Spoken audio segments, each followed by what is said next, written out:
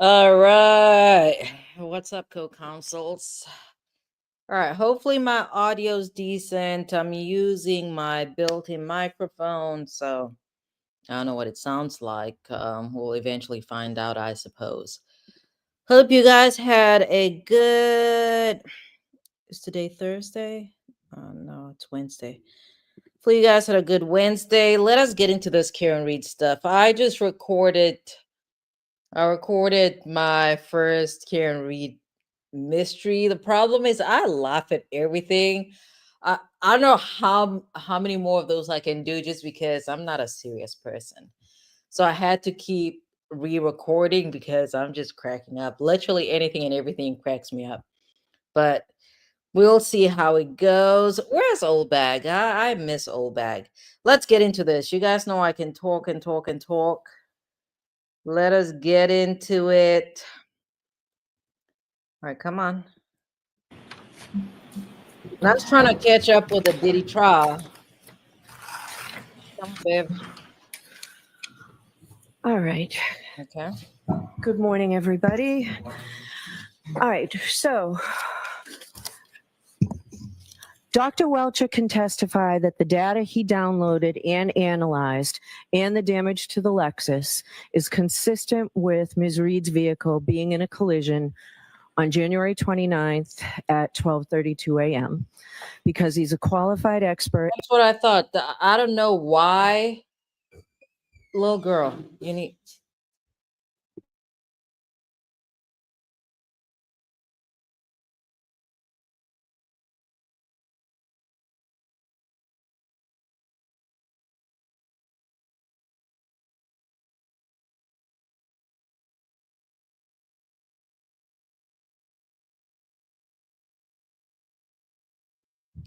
Sorry, I'm parenting. Let us get into this. I'm parenting. And his opinion is based on reliable methodology appropriately applied.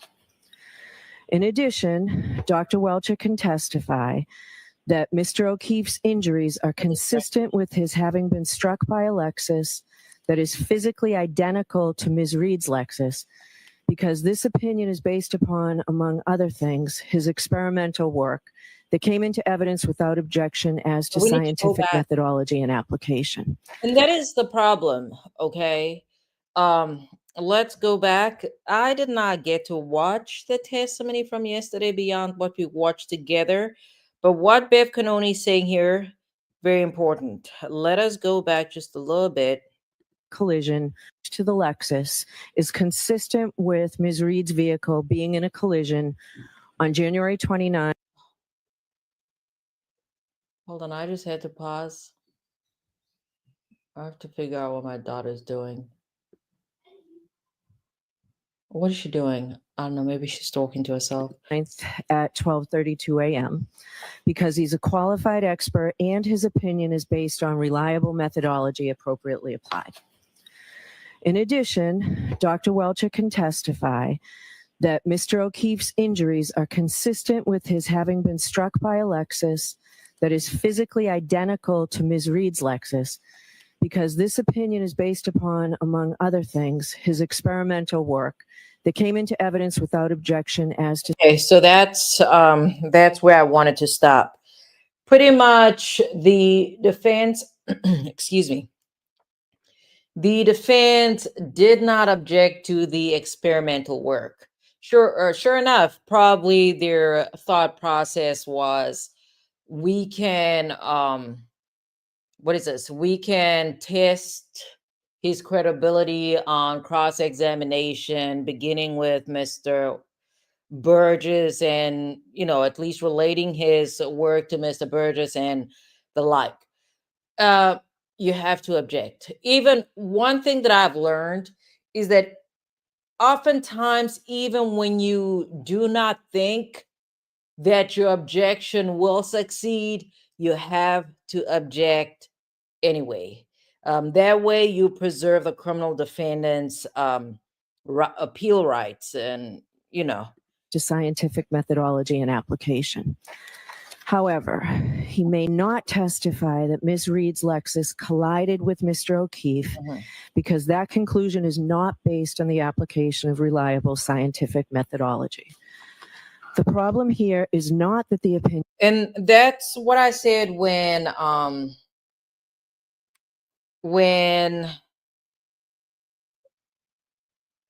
I don't know, before they got to sidebar, right? The only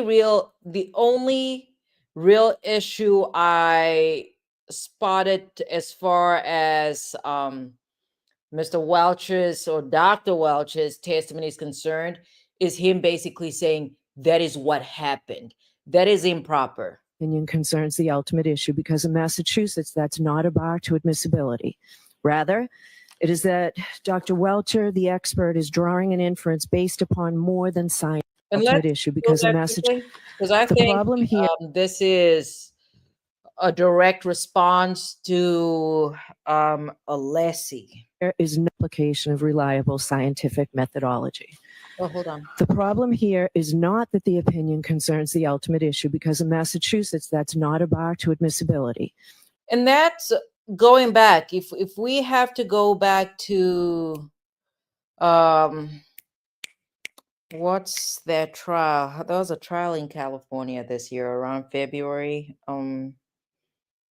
If we go back to the ASAP Rocky trial, I told you guys that as far as picking the best attorney, I find from experience, I think that criminal defendants fare better when they're represented by attorneys that are familiar with the rules of that specific court, attorneys that have practiced in that court for an extended period of time. And in this case, obviously, attorneys that are not even just barred, really people that actually practice in that specific jurisdiction or jurisdictions, okay? The issue here is that Alessi is objecting based on New York law and not Massachusetts law. There are a few times, every once in a while, laws in these jurisdictions as they relate to a specific area of the law, oftentimes they overlap and are pretty similar, but there are distinctions, okay? There are clear distinctions. Rather, it is that Dr. Welcher, the expert, is drawing an inference based upon more than scientific method. His opinions set the stage for argument and a permissible inference to be drawn by jurors through the application of their sound judgment to the opinions that they find credible. But the jurors are as well positioned to draw or reject the inference as is the expert. That is, the inference is not compelled by the application of any scientific method. Okay. So that's the ruling. All right, so the jurors are lining up. We should have them momentarily. Thank you for the late call today. Okay. What did it say? All right, so the jurors are lining up. We should have them momentarily. Thank you for the late call today. Okay. Late coffee. Waffle. Him in if he's here before the jury. Is Dr. Welcher right around? Yes. Why don't we bring him in if he's here before the jurors? Okay. It's early in the morning and Lolly is already heating up. Okay, come on. Mr. Alessi? Actions. What's the question? Okay. Version we provided a copy to the defense. The updated version we provided a copy to the defense. I feel like jumping back to yesterday, but I don't want to confuse. I'm going to have to retitle this whole thing, so I'll leave it alone. The redactions. Okay. The Are you in agreement with this, Mr. Alessi? Be careful. Be careful what you agree to. I haven't gone through, but I have no reason to believe that I wouldn't be in agreement. So Okay. I can just go with anything else. there is one slide, so I'll admit it conditional to Here. redactions Ruby. that you didn't rule on, but I feel as though you probably will exclude. And that is in that version. I didn't want to pull it out with the court's order, but I'll talk to. Do you know the number? You don't have to find it if you don't. 131. Oh, was it 130? Was it 131 yesterday too? It was. So at sidebar, I said we could go back to that. Mr. Alessi agreed that we could go back to that. So, and I know I thought we were starting there, and I think Dr. Welcher thought we were starting there, and then you went to 132. That was my understanding at sidebar. It is, but subject to me being able to object. I was basically, because we wanted the jury to come in, so I want to look at the slide. Okay, so look at it again. That's not my understanding, Mr. Alessi. It was you were concerned just about the heading, and then I said we'd go back to both slides. Oh, yeah, no, I'm okay with that. Yeah. That one, yes, your honor's recollection is correct. Yeah, I'm okay with the heading. And we were going to start on that, but you thought because I struck it based on the objection, but then at sidebar, I said we could go back to that. That's your understanding too. Correct, Your Honor. Yeah, I'm sure that Dr. Welch took off the heading on 131. I think he did, but because I think he took off from 124 to 1. I think he did as well. All right, get into it. Okay. I would like Get to into it. I want to go back to yesterday, but Are they out there, Paul? Okay, thank we you. can do that tomorrow.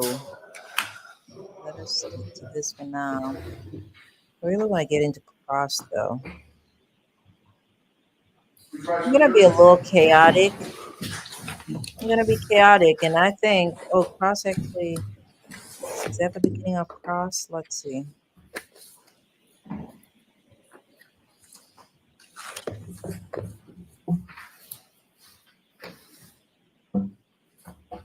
Do you still understand?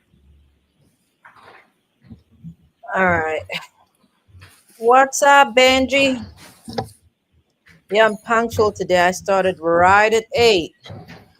Hopefully you had a good day. Justice of the Norfolk. Yay. All persons having any business And before they the said Honorable yay, Beverly yay, Cannone, yay. Justice of the Norfolk Superior Court, and for the County of Norfolk. Draw near, give your attendance, and you shall be heard. God save the Commonwealth of Massachusetts. Court is now open. You may be seated. All right. All right. Good morning again, counsel. Good morning again, Ms. Reed. Good morning, Dr. Welcher. Good morning, Your Honor. And good morning, jurors. I have to ask you those same 3 questions. Was everyone able to follow? Well, my- Larry Hoover received a pardon today. How do you feel about that, Benji? Instructions and refrain from discussing this case with anyone since we left yesterday? Everyone said yes or nodded affirmatively. Were you also able to follow the instruction and refrain Yes, from we doing were. any independent research or investigation into this case? Everyone said yes or nodded affirmatively. Did anyone happen to see, hear, or read anything about this case since we left yesterday? Everyone said no or shook their heads. Thank you very much. All right, Mr. Brennan. Thank you, Your Honor.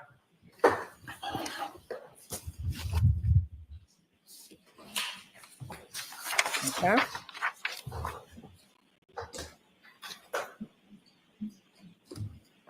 All right, come on.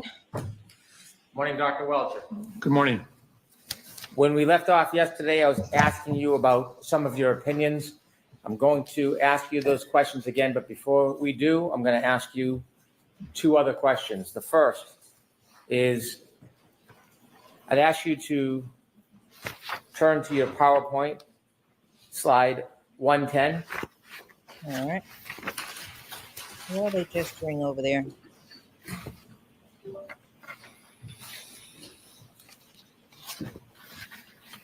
All right, so that's too political for Benji. You want me to display it? All right. I'm going to ask you a question about a series of your slides regarding this effort. This is 110. Could- There are often times when I want to make videos and I'm like, girl, leave that alone. Leave it alone. Move on to something else. So, because even last year, when Biden was still president, I wanted to have a discussion about, some of the pardons, some of the individuals he pardoned, but I'm like, leave it alone. Move on to something else. It's not that serious. YouTube is not that serious. Could you also follow through to 111, 12, 13, 14, 15?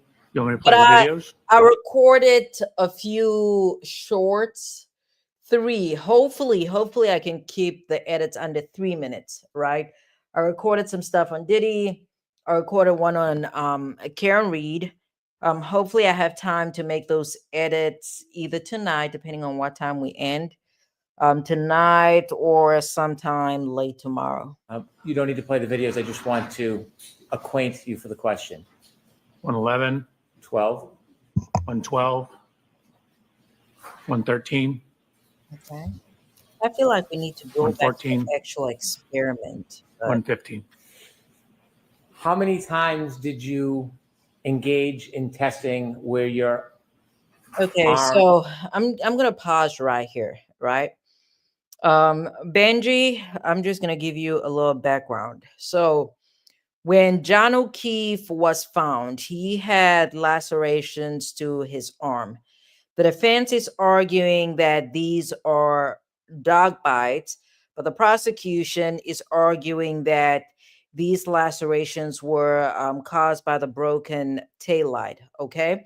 Because the theory, let me see, if we go back to May, cannot think of the precise. Oh, we're still in May, aren't we? I guess we're going back to April. My bad. So if we go back to April, I remember Real Thing and I having a discussion up here about the three possibilities or the three theories that have been advanced thus. Really, two theories have been advanced. I advanced a third. The first theory is that Karen Reed, in a drunken rage, backed up on the boyfriend, knocked him out, and that's how he sustained the lacerations. Okay. The other theory, which is what the defense is advancing, their theory or what they're arguing is that there was some type of altercation in the Albert home and a dog was involved, and these are dog bites. Okay. I don't know. I've never had a dog bite case. I don't know that I ever will have a dog bite case. I was attacked by a dog when I was much younger. I still have the scars, so I don't know that I'll deal with dog bite cases. But I think that's the one aspect that's missing for me here, because had I had firsthand firsthand knowledge apart from actually being bitten by a dog, if I had, experience with dog bites, I probably would have more of an opinion as to what this is.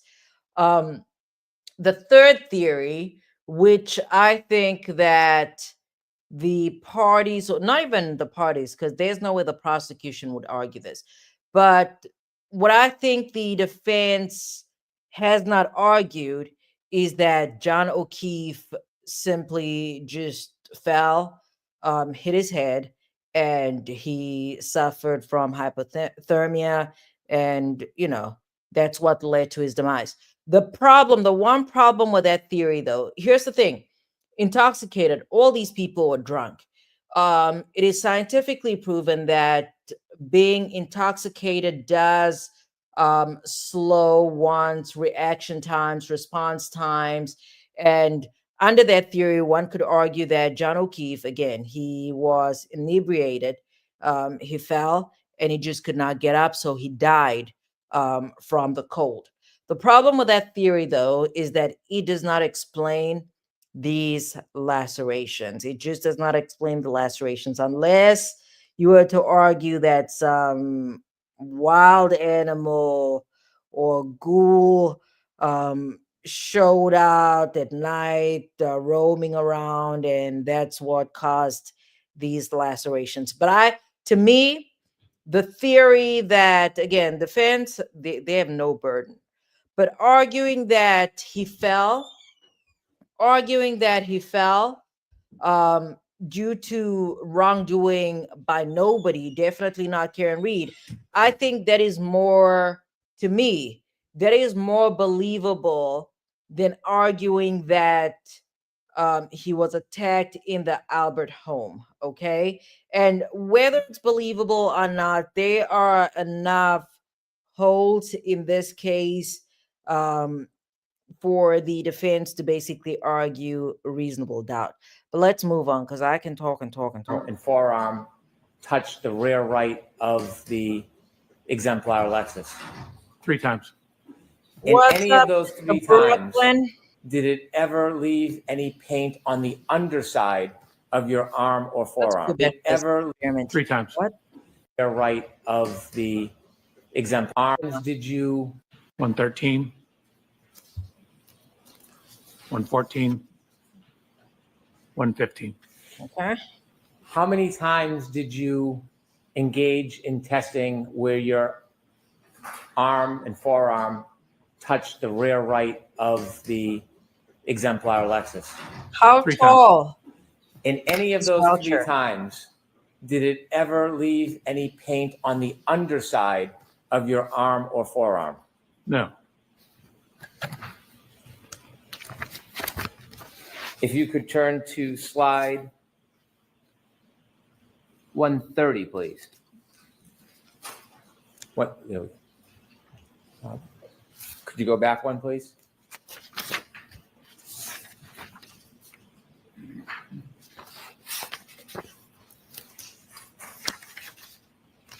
And looks stressed out. Perhaps it's 131, Dr. Welcher. There we go. Could you explain the significance of this slide, please? Your Honor, this is. Oh, could you take that down, Dr. Welcher? Thank you, Mr. Brennan. We're going to move forward. Yesterday, when we left off, I had asked you, So we need to take this slide down. Yeah. Sorry. you can take the PowerPoint down. I mean, That it's was in a stressed different out. spot on the slide. Hold on a second. All right, come on. That's better. Thank you. Sir, I had asked you yesterday about some of your opinions. I Correct. want to ask you about Are some you of your focused? opinions relative to that last effort that you made regarding testing between the Lexus and your arm. Correct. You had mentioned earlier on in your testimony that you reviewed a number of pieces of Do you have any timestamps for me tonight, Brooklyn, or no? information I'm up here early because of you, just so you know that. and offered that you relied on some of those pieces for your opinion. Can you share with us, for this part of your analysis, what pieces of evidence or information did you rely on for the opinions I'm going to ask you? Relative to the testing on the arm contact on the taillight. Yes. So it was the physical evidence at the scene, the photographs of Miss Reed's vehicle, to a certain extent, my analysis of the Ring doorbell and the One Meadows event, the nature and Your Honor, pardon my interruption. I just want to know if he's reading from something or not. He does not look like he's reading. no, I am counting on my finger. Okay, thank you. So I am counting on my fingers. The Ring video doorbell, Mr. O'Keefe's height, the type of shoes Are they he's the wearing, because I same need the height? same type of shoes. My exemplar Was he wearing some inspection, where I platform? matched up the heights, the locations of the lacerations, and then the tech stream data as well. That information that you considered, in addition to the text stream data you considered, considering both those areas of information, do you have an opinion to a reasonable degree of engineering certainty Engineering certainty. in whether the damage to the defendant's Lexus is consistent with a collision with Mr. John O'Keefe on January 29th, 2022 at around 12:32 a.m.? So there's been 2 potential theories that I've seen on that issue. One is a glass was thrown at the rear of the vehicle and shattered it. The second one was I did not hear that theory. Okay. an impact to the arm. If the impact is basically more than Who would have been throwing the glass? Let's move on. approximately 8 miles an hour, it will likely break the taillight lens. Wait, what? Approximately 8 miles impact to the arm. If the impact is basically more than approximately 8 miles an hour, Okay. it will likely break the taillight lens. Do you have an opinion whether, based on the data and based on That was the question. the physical You did not damage answer the and question. your testing, whether that is consistent with a collision or a impact with Mr. John O'Keefe? It is consistent with the collision as long as it's greater than approximately 8 miles an hour. Do you have an opinion whether it's consistent with an impact or collision with Mr. John O'Keefe on January 29, 2022 at around 12:32 a.m.? With that caveat, yes. In your testing, did you consider, or do you have an I hope opinion? a whole bunch of people are not going out there trying to trying to test, uh, have tests of their own and driving 8 miles or To a greater, reasonable degree of engineering certainty, trying to collide into things. whether John O'Keefe's injuries on his arm, inevitably in the back of his head, are consistent with being struck by a Lexus identical to the defendant's Lexus on January 29, 2022. Yes, What's your opinion? that it is. Okay. It is consistent with being struck by a Lexus and ultimately contacting a hard surface such as frozen ground. And does that specifically pertain to January 29, 2022, around 12:30 a.m.? Objection, Your Honor. 12:32. I'm going to allow that. Yes, it does.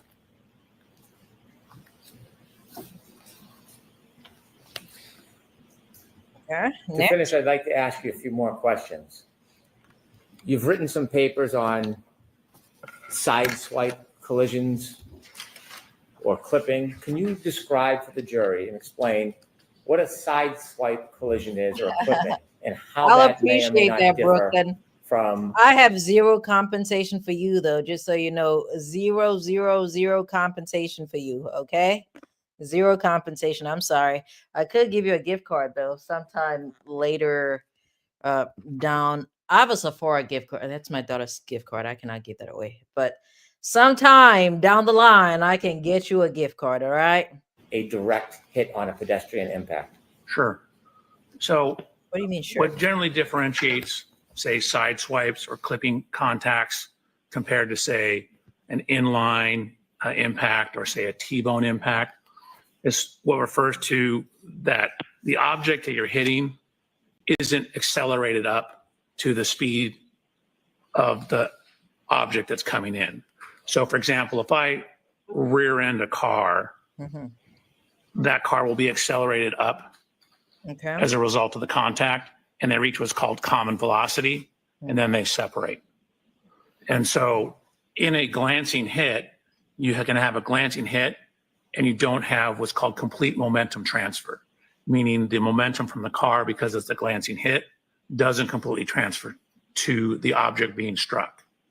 For example, you can drive down the road at 100 miles an hour and clip the mirror of a parked car and you'll break the mirror off, but you're not going to go from 100 to 0 instantaneously. You're just going to keep going because you don't have all that momentum transfer.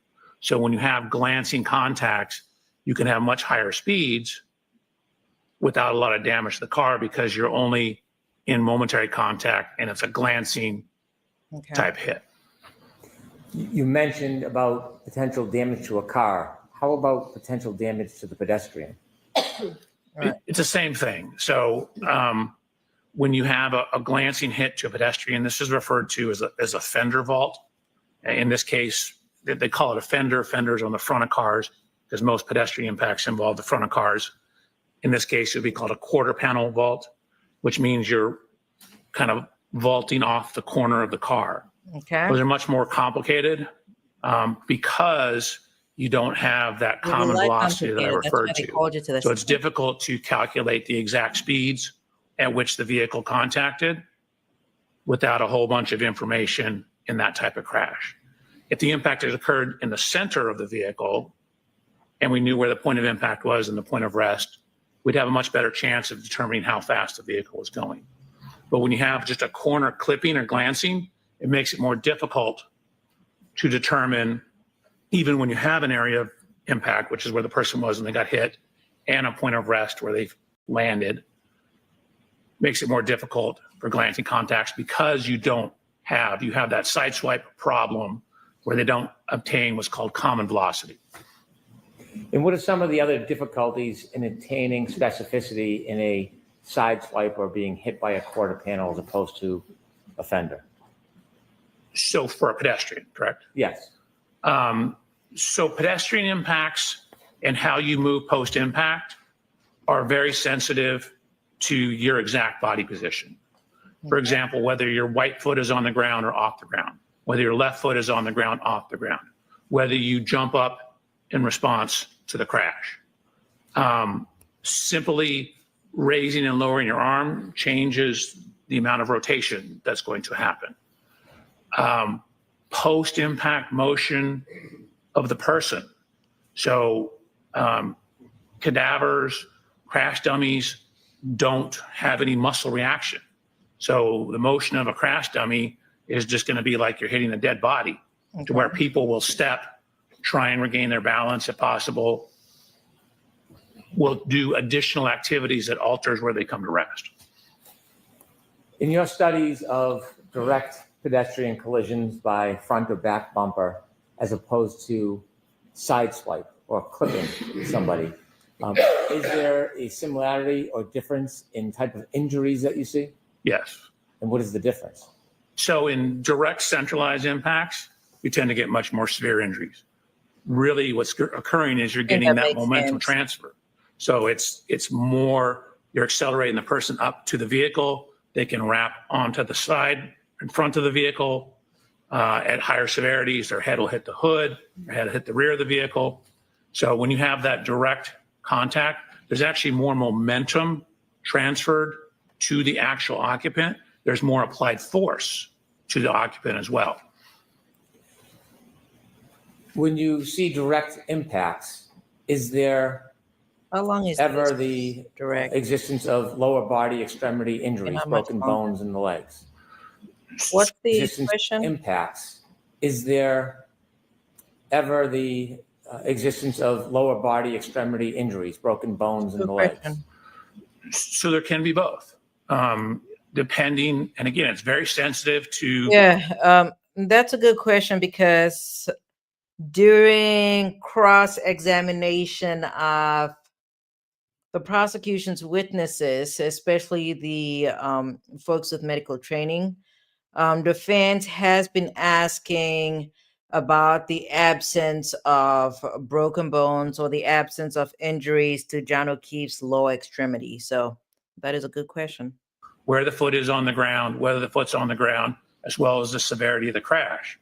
In the presentation that I gave at the. Again, this is why I don't remember when Real Thing was up here, but I previously talked about how, I mean, I appreciate expert testimony to some extent, but expert testimony does not always clear up what the real issues are, because expert testimonies, the response is usually it depends, right? Anything and everything is possible with expert testimony. The actual reconstruction, Collision Safety Institute on pedestrian injuries, I went through all the literature on lower extremity injuries and looked at what parameters affected that. And so depending on how it was loaded, some at 15 miles an hour had no injuries. Some at 15 miles an hour had some fractures. It depended on how exactly the foot was loaded. Is it uncommon in sideswipe pedestrian accidents to see no lower body broken bone? No, it is not uncommon. Have you had cases that you've studied or been involved with where you've studied the effect of a sideswipe or a clipping impact where there's an absence of broken bones in the lower body extremities? Yes. I'd ask you to turn to slide 139, please. Okay.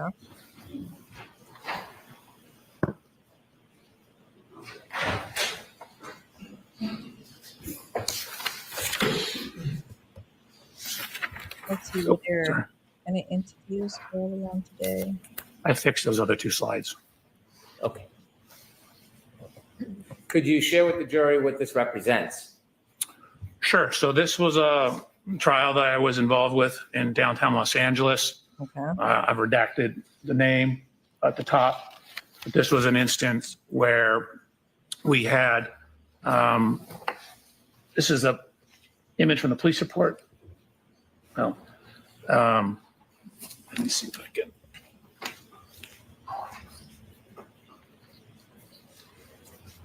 Dang, thrown 38 feet. So AOI in this diagram stands for area of impact. Okay. That's where the pedestrian was when they got hit.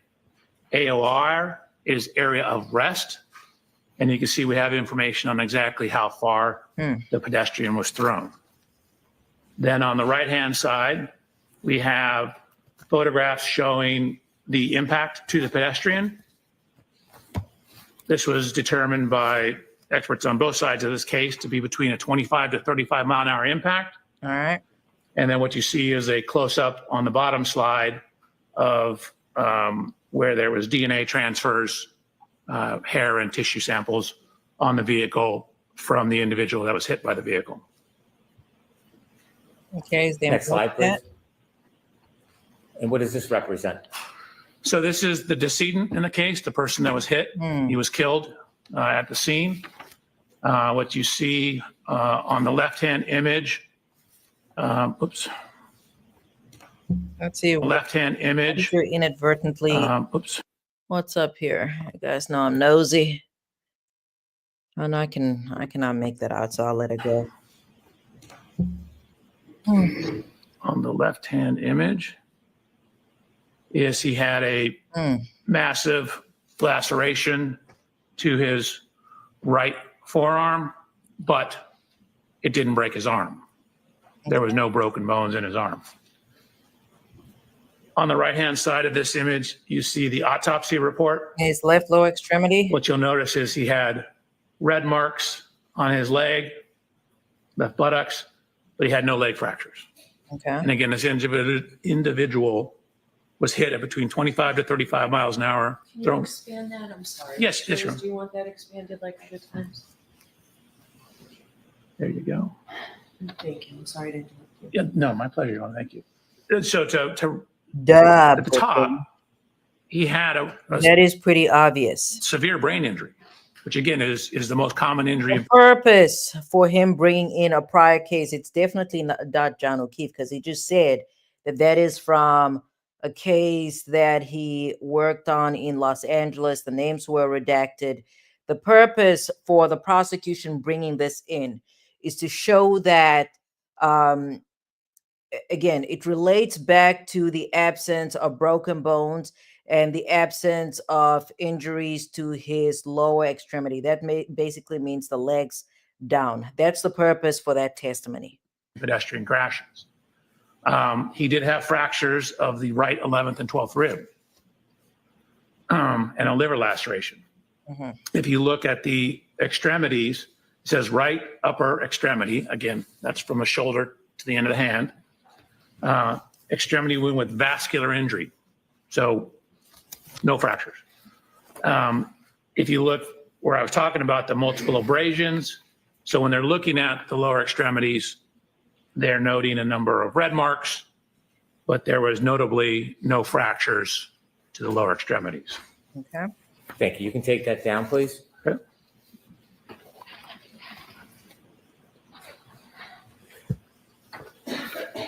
Dr. Welch, regarding your analysis of the data and the evidence in this case, do you have an opinion to a reasonable degree of engineering certainty whether the absence of lower body breaks to Mr. O'Keefe is consistent with That's a good question. defendant's Lexus impacting in a side swipe or a clipping Good question. Mr. O'Keefe? Yes, you could definitely have this type of impact and not have anything beyond, say, red marks to the lower extremity. Thank you, Dr. Welcher. My Your pleasure. Honor, I would move into evidence subject to redactions, Dr. Welcher's PowerPoint presentation. That's by agreement, Mr. Wilson. with that That is, Your caveat. Honor, thank you. Yeah, is that it?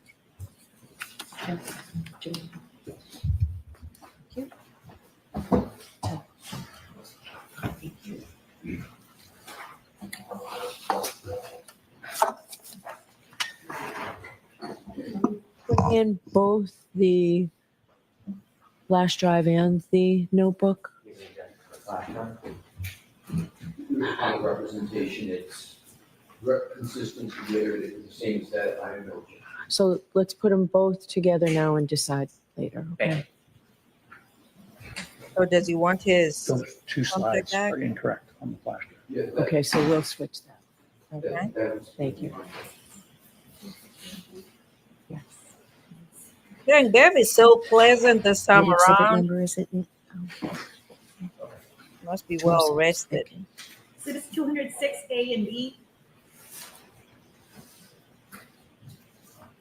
All right, Mr. Alessi, whenever you are ready. All right, come on. Come Sure. on. How much do we have? The one thing that I did see today, my kid took my phone. On Reddit. I think this was posted maybe 2 hours ago. Somebody was complaining about how Welcher does not directly answer questions on a cross-examination.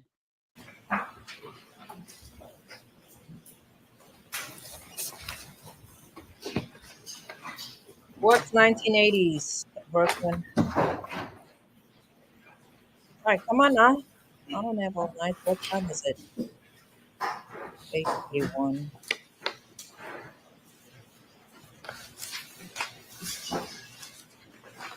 Yeah, so tomorrow, what we're gonna have to do is go back to yesterday's testimony because I want to see the experiment for myself.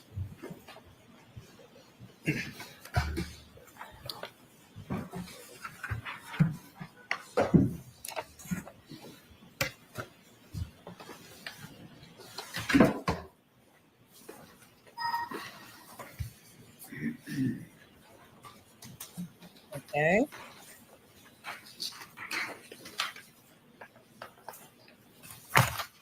Morning, Dr. Welcher. Good morning. We haven't been formally introduced. Your whole name? Robert Alessi, sir. Robert. Mr. Welcher is showing dominance. He's showing dominance. Okay, he's trying to be in charge. Let's go back. Let's go back. He is showing dominance. Morning, Dr. Welcher. Good morning. We haven't been formally introduced. Your whole name? He Robert threw Alessi, sir. Robert He Less. threw everybody off. Even she's like, what is going on? He threw everybody off. Nice to meet you. Nice to meet you. I mean, if she smiled, though, I bet some folks in the jury probably smiled, which means he's somewhat likable until cross-examination actually heats up. Dr. Welcher, the area in which you engage can also include, and I believe you used the term on direct, forensics, correct? Okay. Do you engage in any forensic activity in your profession? Okay, he's not coming in. He being Alessi. Hold on, I need to charge this. I'm gonna play. I need to charge my device. Yes, the general umbrella of you basically coming in, giving scientific evidence in court applies to forensics. So my main job is action reconstruction and biomechanics. And so that's what I do. Sometimes it doesn't involve court. When it goes to court, that's generally forensics. Right. So you're here today. That is my question. You're here today. Okay, so we have to see where Robert Alessi is going, okay? Because he often starts off pretty innocent. This is how he started off with Mr. Burgess. He confirmed the spelling of his name, Shannon with one N, not two, and then he just unraveled from there. At least in part with regard to forensics, correct? Because forensics is the Latin term for it is basically you're going to have some type of court or jury presentation. It's for law, correct? Would you agree with that? It's for law, forensics? I mean, exactly the way you asked that, no. It's for engineering and it's for biomechanics. It's in the court of law, I think is what you're asking. That's exactly it. Okay, yes, certainly for the court of law, yes. It ends up to a court of law, and in forensics is a common term. Yes, sir. So it relates to, or it's used in, or it's suitable for a court of law, the analysis. You'd agree with that? It's a general principle? Yes. Not a trick question. Okay. And so in forensics, what you're doing, among other things, is you're applying the scientific method and principles in here in a criminal matter, correct? Yeah, you're trying to apply as much as possible. Right. And so the primary goal of forensic science is to uncover the truth and to provide objective evidence that can be presented in court. That is generally correct. Again, there are elements, for example, this analysis that are relying sort of on subjective evidence, like the testimonial, the witness statements. So it's not solely based, Okay. but ideally you'd want it as much as possible based on objective data. So you would agree that truth and objective evidence is part of He's trying the to hook it. presentation in terms of information for forensics in a court of law? Certainly objective information, truth sometimes, again, can be Ah. subjective. Oh. Oh, so you don't believe truth? You believe sometimes truth applies No, and sometimes no. it doesn't? If you know for a fact it is true, but if you take someone's deposition testimony, Right. you have to look at it relative to the Right, and we've talked about this before, the distinction between factual truth and substantive truth as it relates to cases. evidence, and it's either consistent with the evidence or I not. mean, some people can understand that, but from a lay perspective, I think people ordinarily think that the truth comes out in court proceedings or during court proceedings, and that's just not the case. Okay, That's not so always the case. now let's go to your direct examination that you just went through. Please. Hopefully She said, this please. is fairly straightforward. I bet it's showing dominance. Dominance.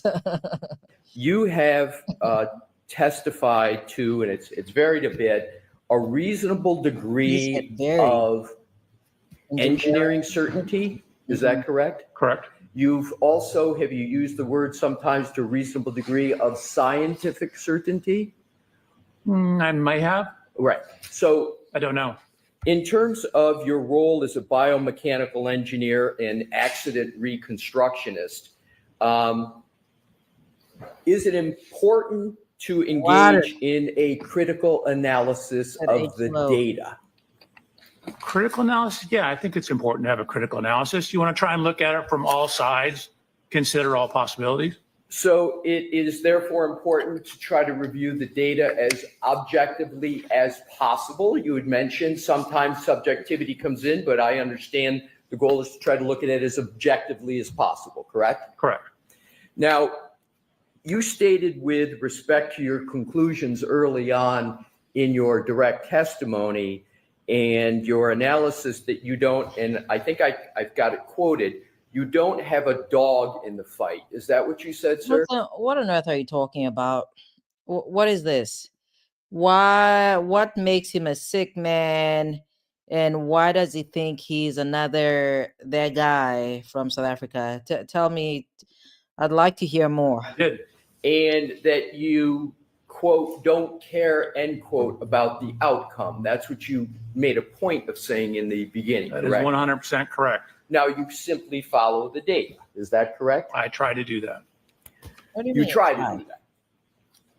I'm not perfect. So Okay. I do my best. I believe I've done it here. Okay. So in terms of you've agreed that you apply the scientific method. So I want to see if you're in agreement generally so the jury can understand what the scientific method is. Are you familiar with NIST, National Institute? Yes. Yeah. So would you agree with this definition of the scientific method? The systematic pursuit of knowledge involving the recognition and definition of a problem, the collection of data through observation and experimentation, analysis of the data, the formulation, evaluation, and testing of hypotheses, and where possible, the selection of problem, Melissa? a final hypothesis. Is that a general fair statement of the scientific method? So for forensics, you'd have to add in the testimonial evidence aspect of it. So those are testimonial or things are in evidence. So frequently there's one or two versions and you're trying. Dang, he has too much PhD for me. Like, honestly, what are the okay, what happened? Somebody said 4:56:12. Guess we're gonna have to fast forward. We're gonna have to fast forward. Okay, we're gonna actually have to fast forward. All right. We'll get through. I think we can get through the initial cross, because I wanted to see how Alessi was going to start off the cross examination. Maybe it ramps up, maybe it doesn't. We'll see. We'll give him another 30 minutes and then we're going to have to fast forward. Why were they? I don't know. Was that a break? Trying to match which version is most consistent with the evidence. Okay, adding that to what I stated relative to NIST, you would agree that evaluation and testing of hypotheses and where What do you mean I'll see as the day unfolds? Yesterday you got up here and you told me that Brennan asked Welcher whether Karen Reed was guilty. We listened to the same thing. I said that is not that is not what Brennan asked him. I really would have been surprised because Brennan is pretty sharp. And what is this? What's her name again? Bev Cannone rendered a decision which I listened to at the start of this recording, and a decision was pretty much in line with what I said yesterday. To me, his testimony is in line with his expertise. So I possible don't know. We'll see, Brooklyn. We'll see. Give me a timestamp though. the selection of a final hypothesis is the scientific method, correct? Generally, yes. Okay, what are the Is it correct that a proper biomechanical injury analysis utilizes a sound scientific methodology that's been subjected to peer reviewed It's not peer and a reviewed. publication that's been generally accepted in the engineering community? Well, I can't. So I've done my analysis here, biomechanical analysis. I can't submit this analysis to peer review. I'm not allowed to give this to people outside the court. So there would be no way for me to submit my analysis for peer review. So this occurs forensics all the time. The forensic analysis in court generally never goes under a peer review process. The No, method okay. Actually, that is something, provided Welcher is actually, correct. That is not something that I had previously considered or anything that I've thought about. We'll see. We'll have to fact check him on that. methodologies underneath it and looking at, like, for example, I think I referenced 25 papers Okay. in my report.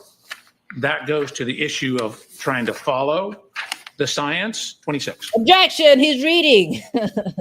So I think you may have misunderstood my question, Mhm. sir. I was talking about your methodology, Mhm. your biomechanical injury methodology. The methodology Yeah. that you use and apply is Is to that peer be reviewed? subject to peer review and general acceptance in the engineering community. Is that correct? So I have no way of publishing I don't this understand the analysis. I'm So sorry, sir, to to get interrupt peer, you.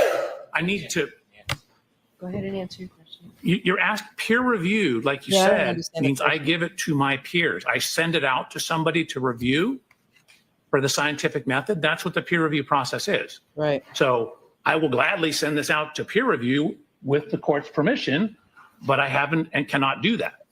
Sir, my question is Mhm. not your analysis here in this case. Oh.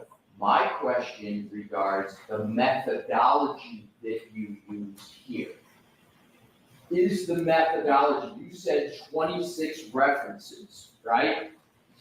My question is simply, is the methodology that you used for your analysis in this matter, But dressing up as John O'Keefe. is the methodology for a proper biomechanical analysis, should that methodology be generally accepted in the engineering community? I think with the forensic application, yes. Okay, that was my question, just the Okay. methodology. Thank you. Okay, so Alessi, you better come up here with some information that says this is not generally accepted or it has been debunked. Otherwise, I don't understand the purpose of this line of You're welcome. questioning. He said, "You're welcome." Show of dominance. Now, the scientific method that you've used in this case, part of the use of scientific method, the purpose is to avoid what is called bias in the scientific method, right? Not cultural bias, but just bias in terms of the application of methodologies and principles. You would agree that's a pretty fundamental purpose of the scientific method, is to avoid biases? The purpose of the scientific method is to get the most logical and correct answer Okay. without bias. Exactly. To do it apply the scientific method without bias being part of the application of the method, correct? That's hopefully what you can do. That's hopefully what you can do. That is the goal, right? That is one of many goals, yes. So are you familiar with the term confirmation bias? I am. And that relates, confirmation bias is part of a larger term. Are you familiar with cognitive bias? Generally, I'm not a human factors expert, though.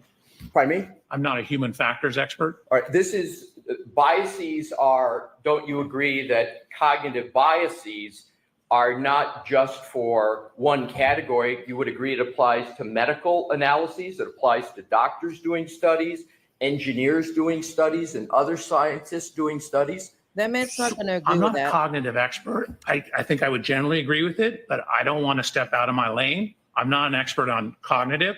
I can talk to you about confirmational bias, if you Fair. like. Let's talk about confirmation bias. Now, confirmation bias is actually when someone selectively gathers and interprets evidence to confirm one or another's beliefs, as well as neglecting evidence that contradicts those beliefs. Is that a fair statement of confirmation bias? That is a statement. Yeah, it could be broader, but sure. But you would agree that that is generally correct, what Generally, yes. confirmation bias is. And an example of confirmation bias is not considering alternative hypotheses once an initial hypothesis has been selected, Okay, so I even though suppose he's data trying and to say that information might Walter did contradict not the consider initial the possibility hypothesis. of Is him that an being example of John O'Keefe confirmation and bias? attacked in the That home. could be yes. And confirmation bias is antithetical. It's against the scientific method. It's to be avoided, correct? You would like to avoid it, yes. Are you familiar with the term failure analysis? Generally, you might need to define how you're using it for me. Sure.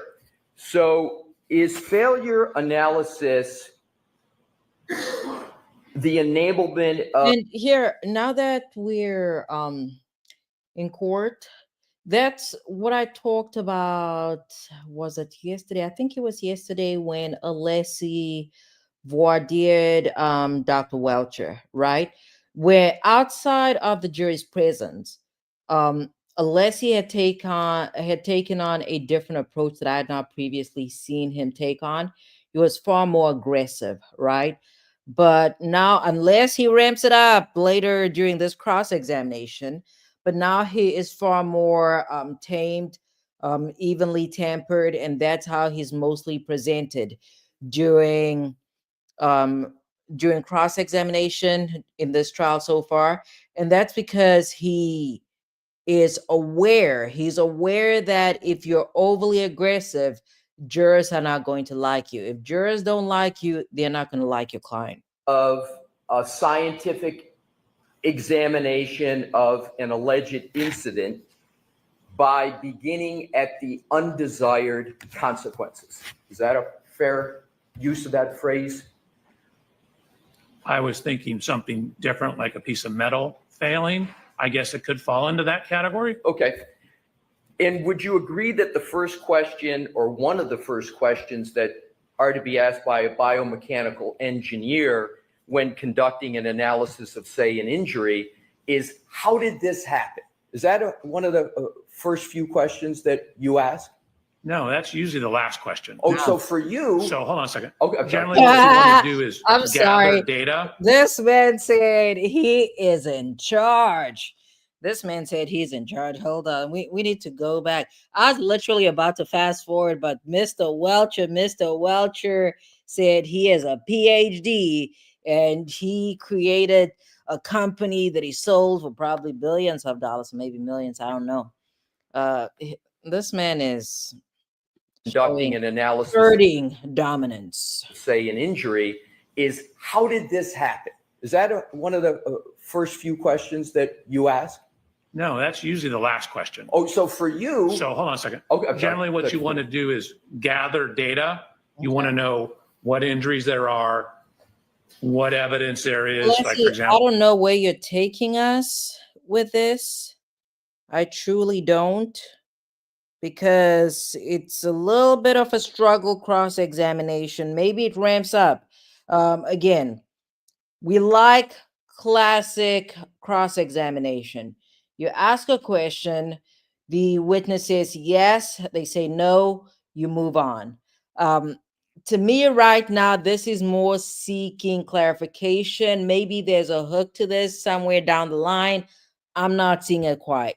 I'm not seeing it quite. on the vehicles. And then the very last thing you want to know or define is, given all that information, how did it happen? So that's the end. I think you may have misunderstood my question. So I wasn't talking about the method or the process. I was talking about when you get to answering questions, whenever that is in the process.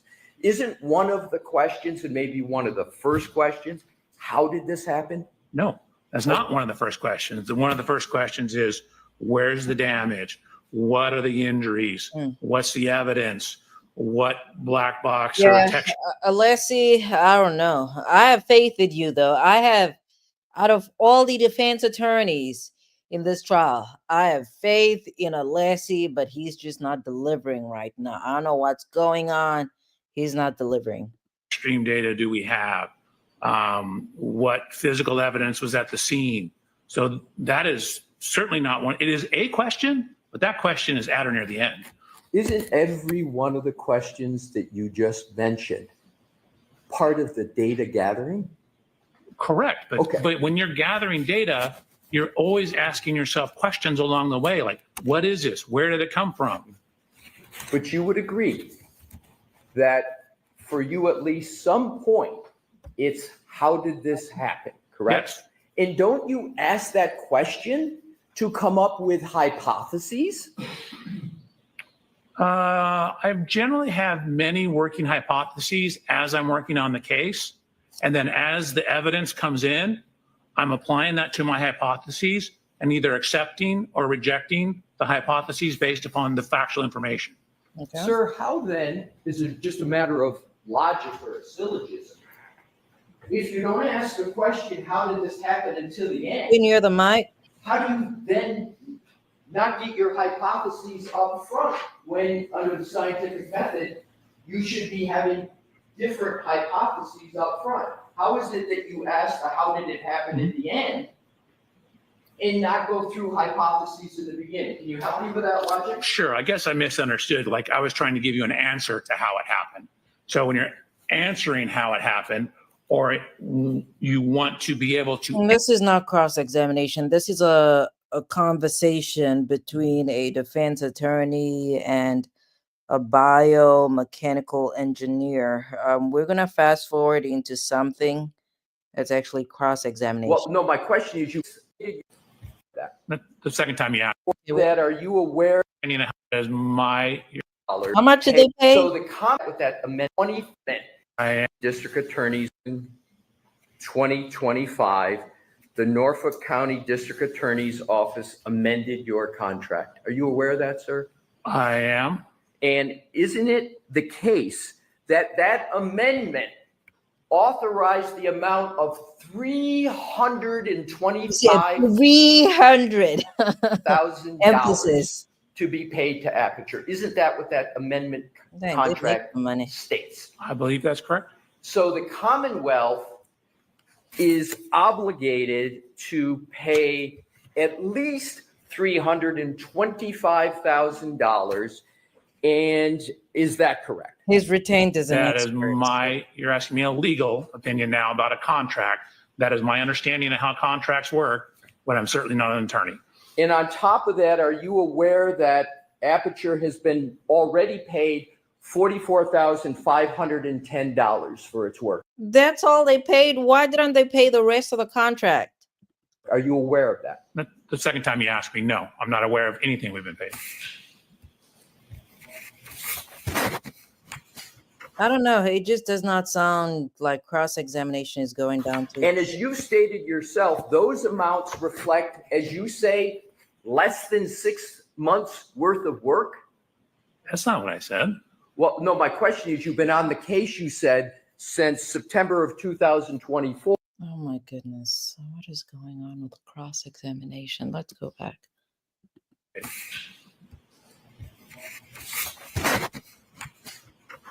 And as you stated yourself, those amounts reflect, as you say, less than 6 months worth of work? That's not what I said. Well, no, my question is, you've been on the case, you said, since September of 2024, when we were talking about dates, you said that was about 6 months that your firm's been retained. Did I have your answer correct about how long you've been on it? I guess it's closer to 8 months. All right, so 8 months. So for 8 months of work, Maybe the government doesn't have money. about $400,000. Is that correct? So there's 3 offices working on the case. There's the Boston office, there's Mr. Burgess's office, and there's my office in Long Beach. So where is Mr. Burgess? Is he out of, did he graduate in Alabama, Texas, somewhere? I only know about the billing from my office. But you signed the contract on behalf of all of Aperture, not just your office, correct? That I don't know, but I definitely did sign a contract. Would it refresh your recollection? Alessia, I don't have time for this. Give me a real Do cross-examination. you know when the trial started in this? Okay, let's go. Let's get into something. Up question Or take created that presentation, Who did the what? one that you went over on your direct examination. You created that presentation quite recently, correct, sir? the updated one was where I had redacted or taken out slides. So in terms of taking out slides, I did add one alternative path a couple weeks ago. Okay, my question, sir, is this. Mhm. The updated presentation, we'll get to the changes later, but the updated presentation, Okay. you created just how many days ago? I'm going to say weeks ago. Weeks, 2 weeks? I don't actually know without looking at the documents.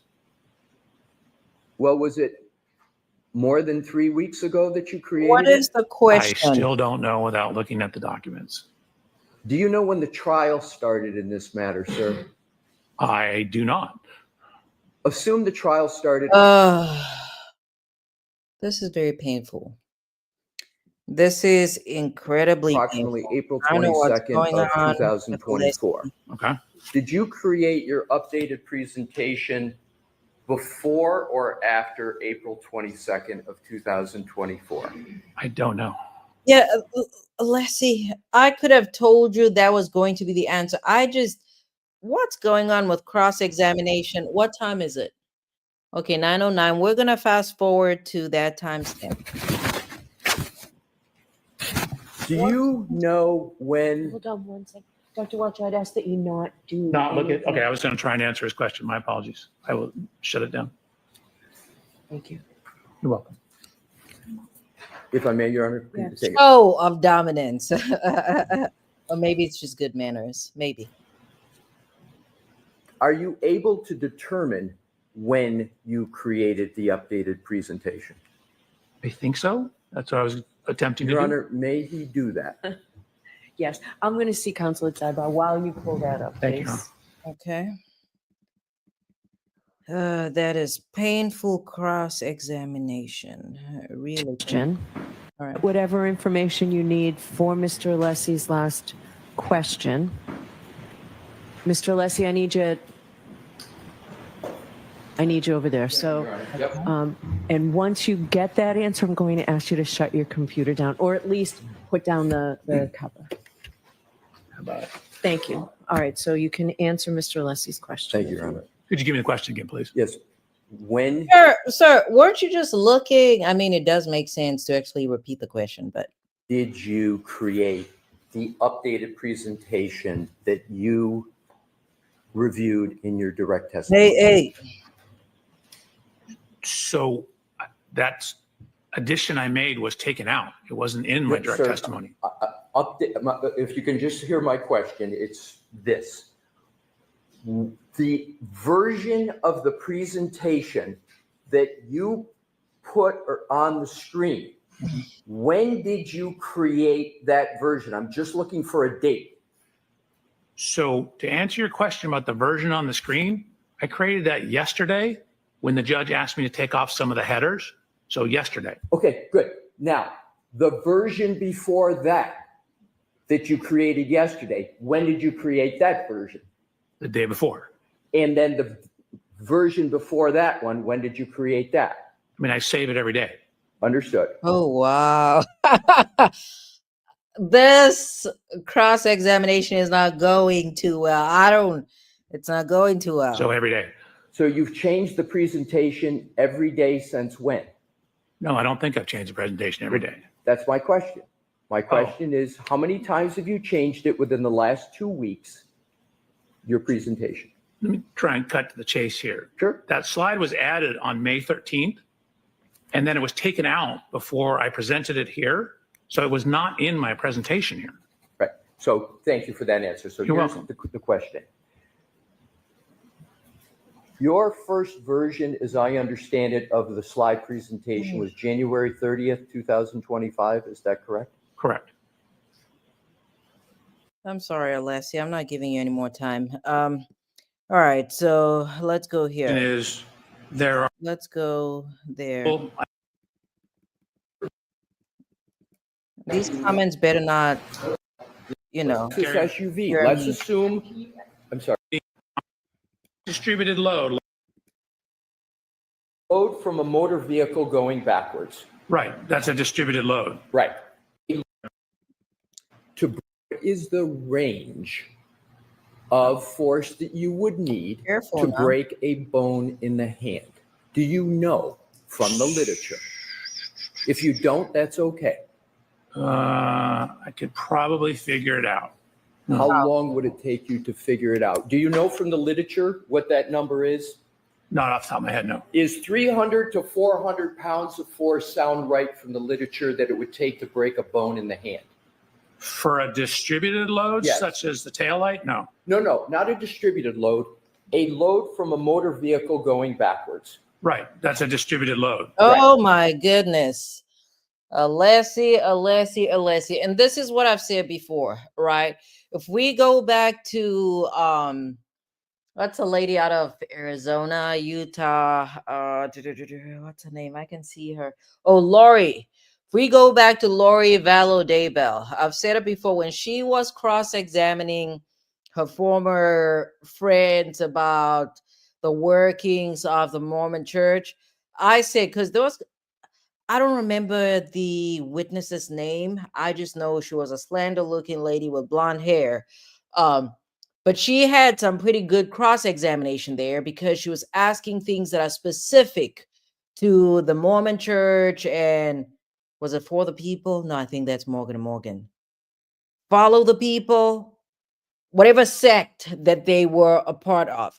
I said during that trial that in order to have effective cross-examination of a nuanced, either a nuanced fact, nuanced testimony, expert testimony, you actually have to know, you have to know the workings of that specific space or sphere. Otherwise, your questions are not going to land. So here we have something going on, okay? So you're saying 300 to 400 pounds of force would not be enough to break any bone in the hand. Is that your answer?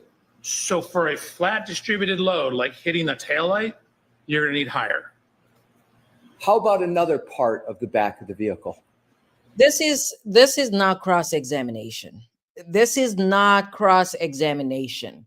Again, classic cross-examination. Yes, no responses. The only way, again, Alessi might be trying to lay the ground for the defense expert testimonies. Maybe that's what he's trying to do, or maybe he's trying to hook Dr. Welcher. I'm just not seeing that. It's not very effective. I guess if you hit I guess. on the very All right, let's corner and find it another wasn't a distributed Oh. impact, I got if you had- distracted. Okay, we're waiting for a specific timestamp.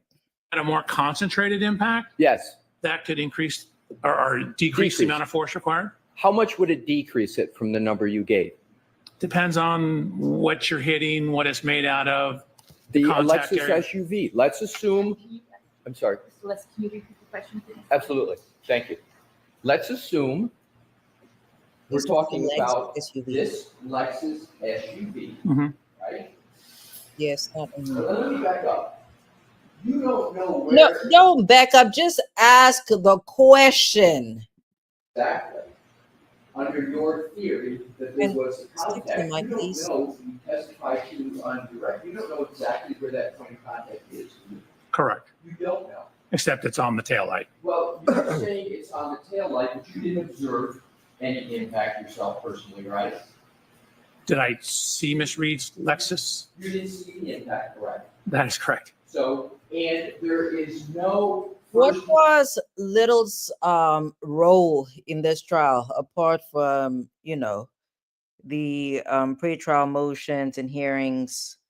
Or maybe again, but she might actually direct testimony when the case is handed over to the defense. And witness, But this that was saw- possible miss. under your view that a collision occurred, there's no witness to say where the arm was, correct?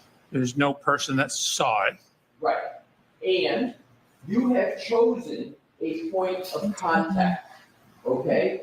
You chose that for your analysis, correct? Correct. And you picked that location, but Is it's this also me? No, this is not me. That's long. possible that under your theory that a collision occurred, that that arm could have been impacted any part of the back of the vehicle. That's possible, isn't it? That's not probable, no. I'm asking, is it possible? Anything is possible. I don't Okay, deal in so possible. he's getting a little, I guess, aggressive or ramped up because he's not getting the responses that he wants. And with expert testimony, anything and everything is possible. Possibilities, I deal in probabilities. It's not probable. So, but you don't know exactly where the point of impact was. correct? So within the range of the light and the exact angle, This is not cross-examination. I don't know what this is, but this is not cross-examination unless he does not have control of the witness. And sure enough, some witnesses you just cannot control. Some witnesses you just cannot control. Maybe Mr. Welcher is one of those people because Mr. Welcher has a PhD. of the hand, no, I don't. And But I- it's not even just a PhD. The man, the man formed a company that he sold to, I don't know who he sold it to for buku amount of money. So there's that. There might be ego. I mean, I don't find the man to be ego. He does not seem to be that type, but you never know. I don't know what's going on with him, but something's going on in this courtroom. I do know it's at the rear taillight area. So your assumption is that it had, that because there's a tail light that is altered, it must have been by Mr. O'Keefe's arm. That's your conclusion, correct? My conclusion is there are taillight fragments, a broken glass. This La- is not cross-examination because when Alessi said correct, it's either correct or incorrect. I guess maybe he's saying incorrect, just with an explanation. Lacerations to his arm and his DNA on the back of the vehicle in the area of the taillight. Sir, and Your Honor, I'm going to move to strike the DNA part of that answer for obvious reasons. I'm not going to strike it. Okay. Woo! So, The judge said I'm not striking. The judge said she's not striking. I don't know. Karen Reed's looking at the lawyer like, you, Alessi. You're messing this up for me. so you're making assumptions. You're taking what you view to be certain data, and you're coming to a conclusion. Yeah, and that is, again, when you don't have good control of the witness or you're not asking questions that are obvious and on point, you always run the risk of eliciting testimony that is not favorable to your client. Because in under these circumstances, Dr. Welch is testifying to John O'Keefe's DNA being, or being in, what is this, the tail light, so no bueno, and she's grinding her teeth or whatever is going on over here. But that is based upon circumstantial information, correct? Is that fair? Are you calling like pieces of the tail light at the scene around his body circumstantial? We don't listen. Alessi, I don't know what's going on. Here's what Alessi should have done, okay? Because cross-examination was struggling today. Okay, hit the like button, you guys. All right. Here's what Alessi should have done. When you're struggling like this, drag the whole thing out until the end of the day so that you have a second bite at the apple the following day. So he could go back, recoup, craft out or write out his questions, return the following day and ask better questions. That's probably what he should have done. That should have been the strategy. Information? I know Karen Reed is not very happy. She's not looking all giggly right now. Let me go to the force and then go back to the force analysis. Let's go back to Okay, so he's redirecting. the numbers. I want to stay on, if we can, just the calculation. So let's go back. All right, let's find another timestamp. Okay. This is complete nonsense. Somebody says there's a reason for Bev to end court at 4 p.m. She doesn't allow the defense to do their job. That is incorrect. Most courts actually do end at 4 p.m. Sometimes it's been a rare occurrence. I've not had many judges that will go beyond court hours, but once in a while they will go beyond court hours, but that's only if the fact finders, if the jurors actually agree to that. Oftentimes it's a hard line and you need to go on and, I guess wait for the next day. Somebody said, who else lost it when the doctor said, let's not waste time? Where was that? Where's the timestamp? Where is the timestamp?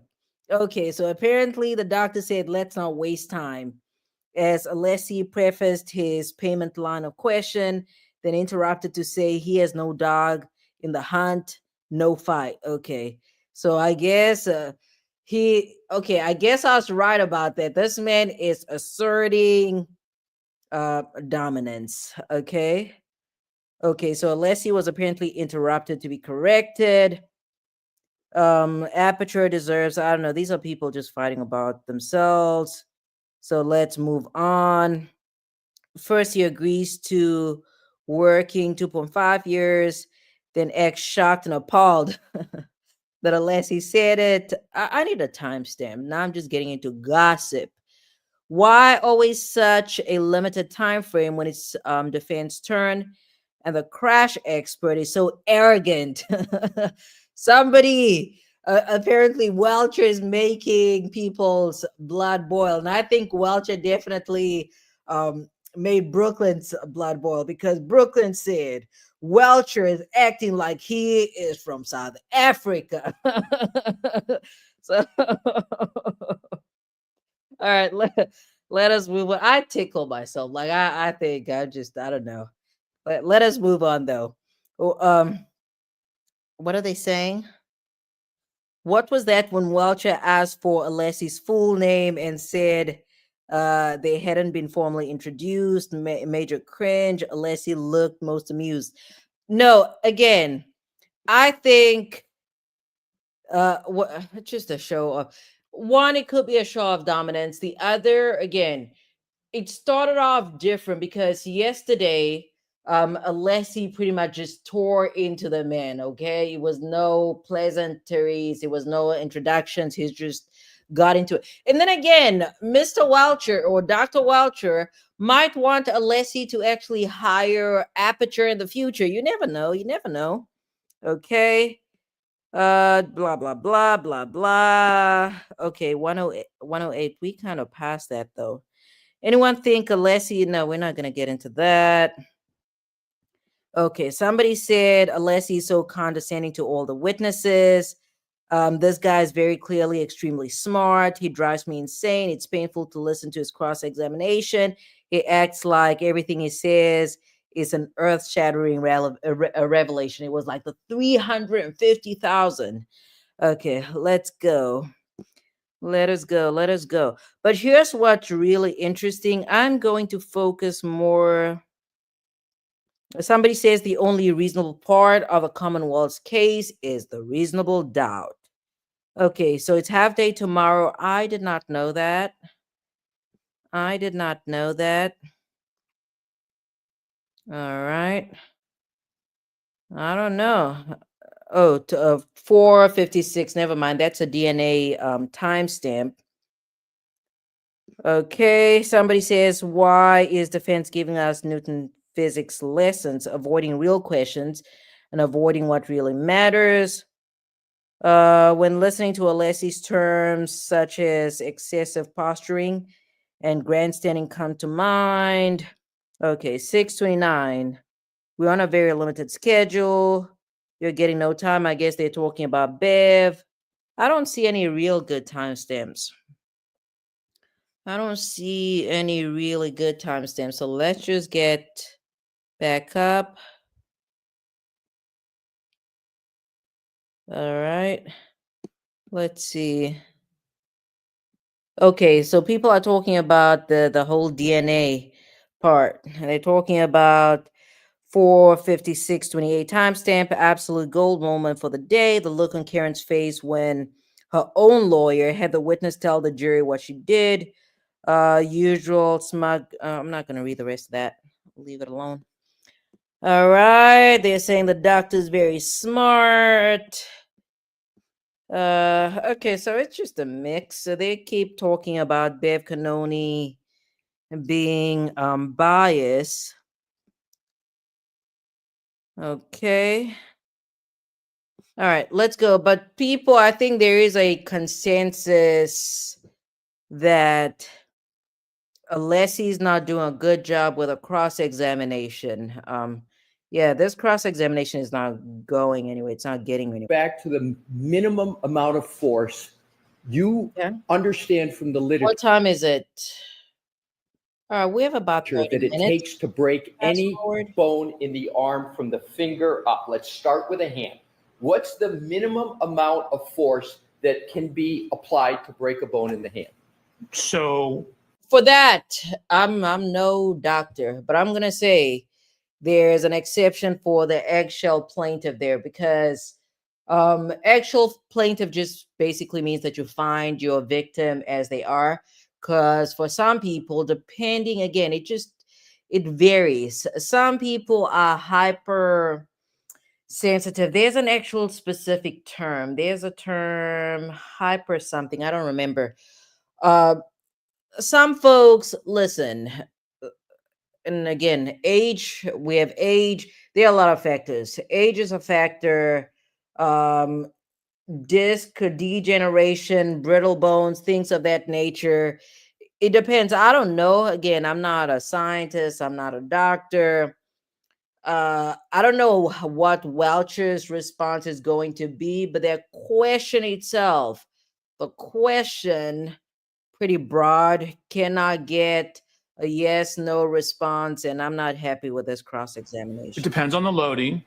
So I don't actually know. In terms of the forearm, I can tell you there's data that shows up to 300 Gs Up to. of loading, you will not get fractures. There's one up to 750 Gs showing no fractures for a male of similar height and weight of Mr. O'Keefe. Thank you. You're welcome. So let's take those numbers, He said, I don't know. okay? You said 300 and Oh, he's writing some. 750. Did I hear it correctly? You did? Okay, that's the number. Let's fast forward. I saw some documents pulled out here. I see gesturing in the documents. I thought I saw something. About a tail light, any part of the right, back let's of get the into that SUV, experiment. You agree that it is probable. Okay. Yes, I'm going to let Dr. Welcher look at his slide Oh, sure. here Yeah. instead of just up there. The back hatch, yes.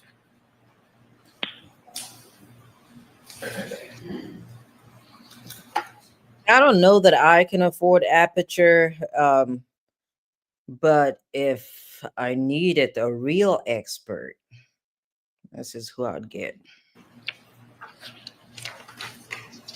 You have one of just the rear gate.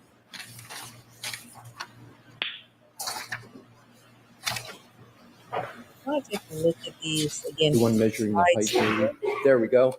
Thank you. Okay, this is your slide presentation.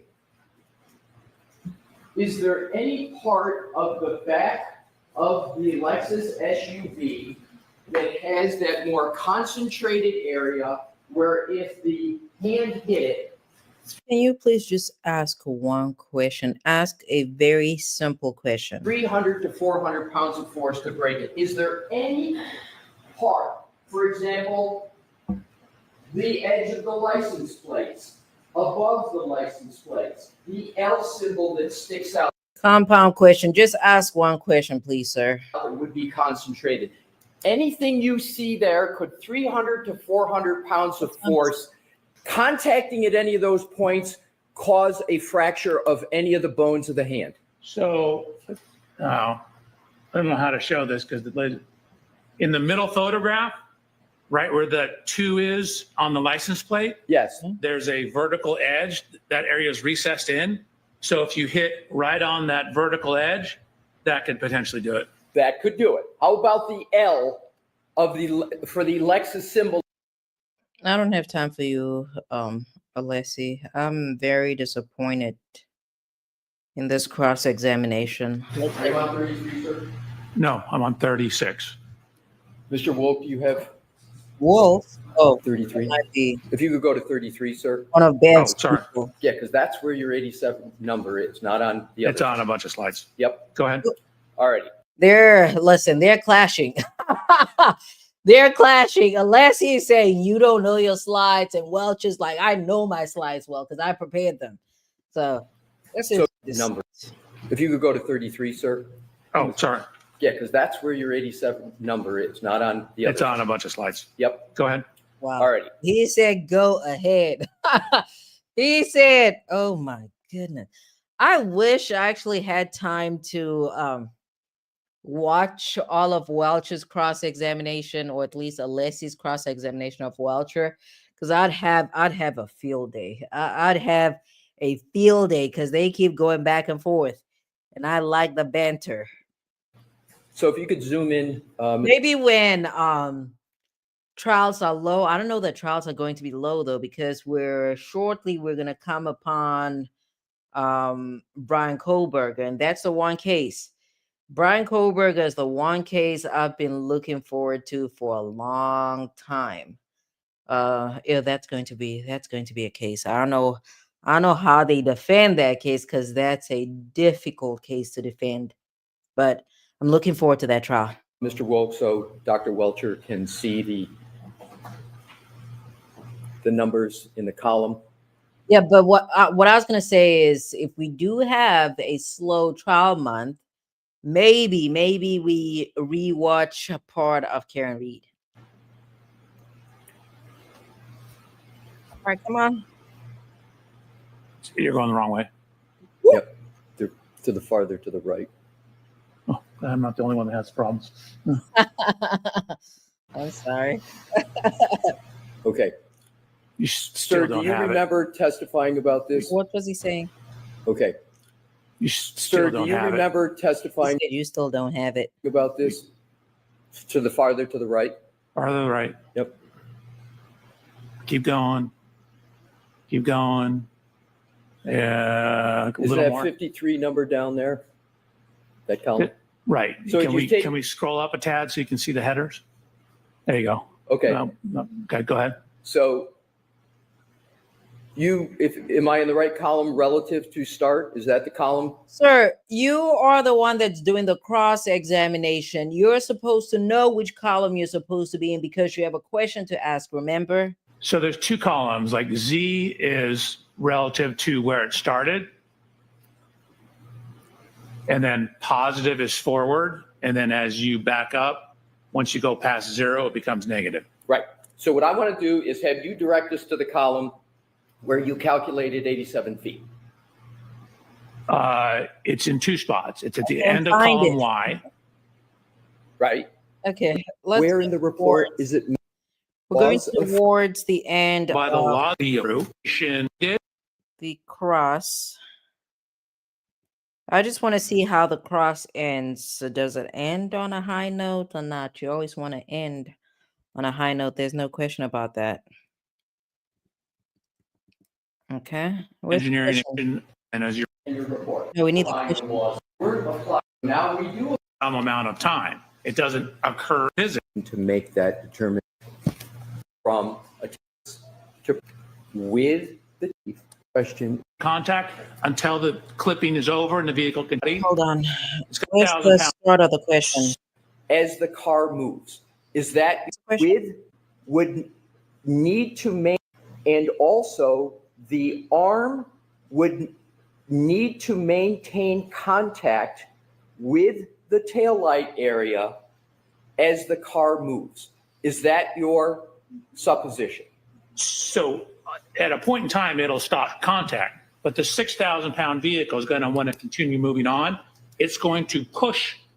It's going to initially contact the arm and then push the arm away as it rotates the body. So yes, it's going to maintain contact until the clipping is over and the vehicle continues on. So my next question is simply, how long do Giant you stone. believe Oh. the arm Giant needs to fold up, sorry. maintain contact with the taillight after, under your theory, it breaks to produce those types of wounds that you say came from a taillight? We don't have enough information to determine Yeah. that. Right. You don't have enough information to make that determination, do you, sir? Correct. And But we know because of the laws of physics Hmm. that it has to be some amount of time. It doesn't occur instantaneously. so now we do apply the laws of physics to the right arm that weren't applied before because you applied a paint experiment. Is that correct? You're now applying the laws of physics to the injury to the right arm. Because you didn't No. do that in your report. Nope, always applied the laws of physics. The paint experiment, as you're referring to it, was to look at basically the orientation of the scratches that match this. Yeah, I have concerns.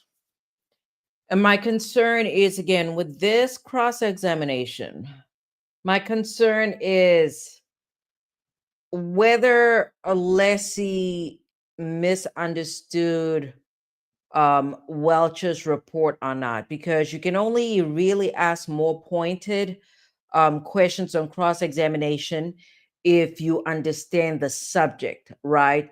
But then the other point to that is he intentionally misinterpreting Welch's report because it does not line up with the defense experts, or what exactly is going on? I'm trying to figure out where the real breakdown is during this cross-examination. So that was an engineering experiment to correlate height, position of the taillight relative to height, orientation of the laceration. Again, the witness is doing a lot of explanation, and it kind of sounds like Welcher is having a second opportunity to testify in favor for the prosecution. And that is not the purpose of cross-examination.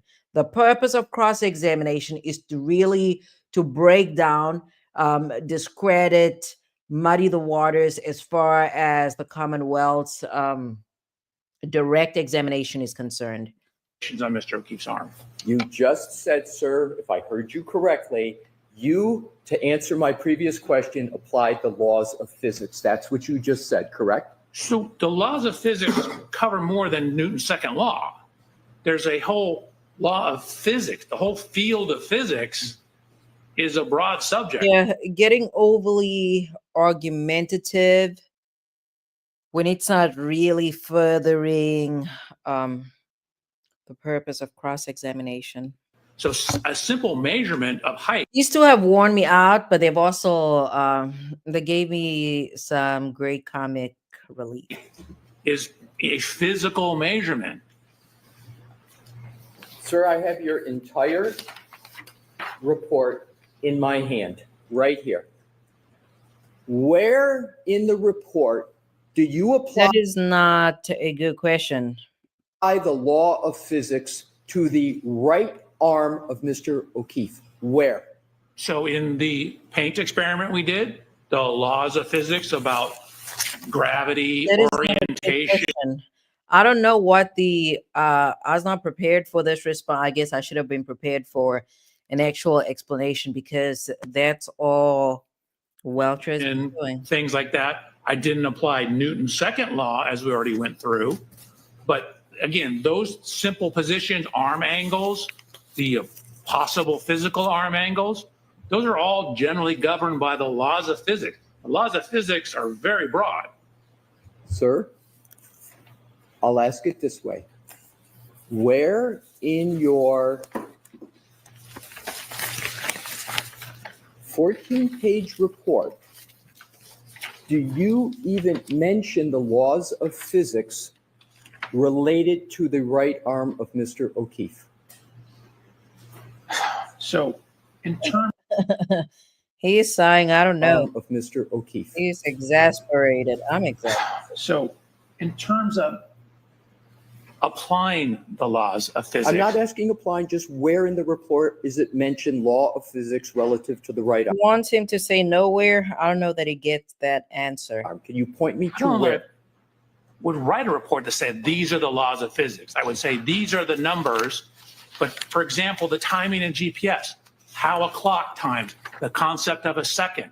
What does that mean? Those are all concepts of physics. So the timing, the GPS, the mileage, how we calculate the mileage, those are all based on the laws of physics. I'm talking about injuries to the right arm. That's not what you asked. You asked me about my whole report. Sir, if you could, please, I just need to finish my question. Where in your Yeah, this is not going too good. That is not a good. Ooh, so apparently the doctor said to Alessi, I'm trying to help you. I don't know. Let us see.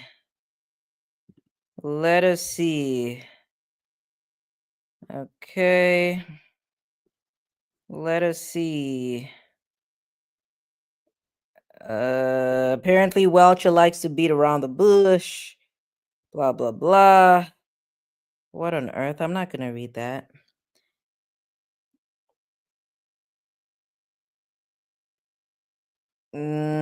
Okay, there's a 333. Okay, I think we already went over that.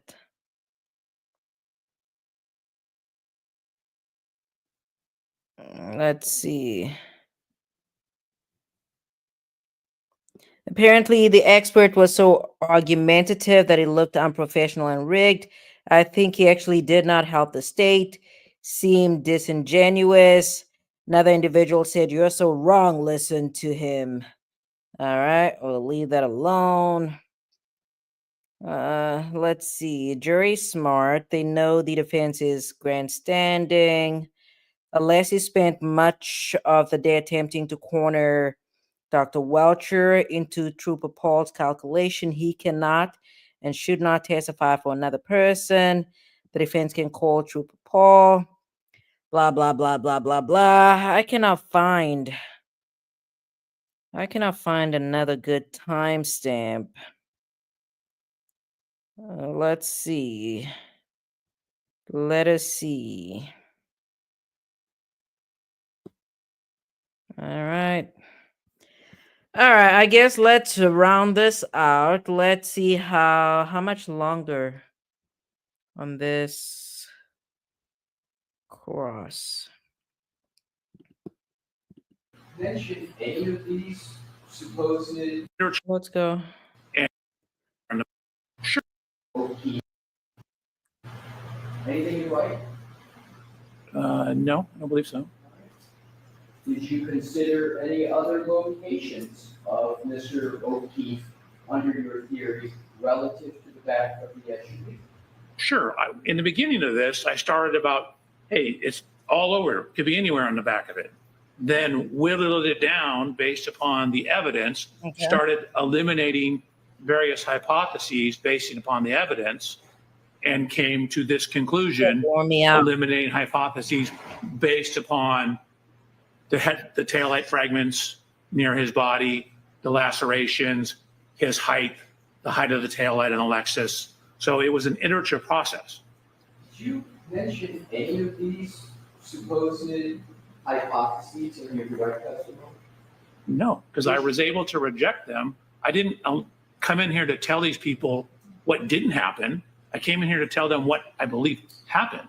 Would you agree, sir, that the scientific method earlier has the scientists identify various hypotheses, go with the data that supports it, but you show your math as to why you're rejecting hypotheses. As you said, you rejected them.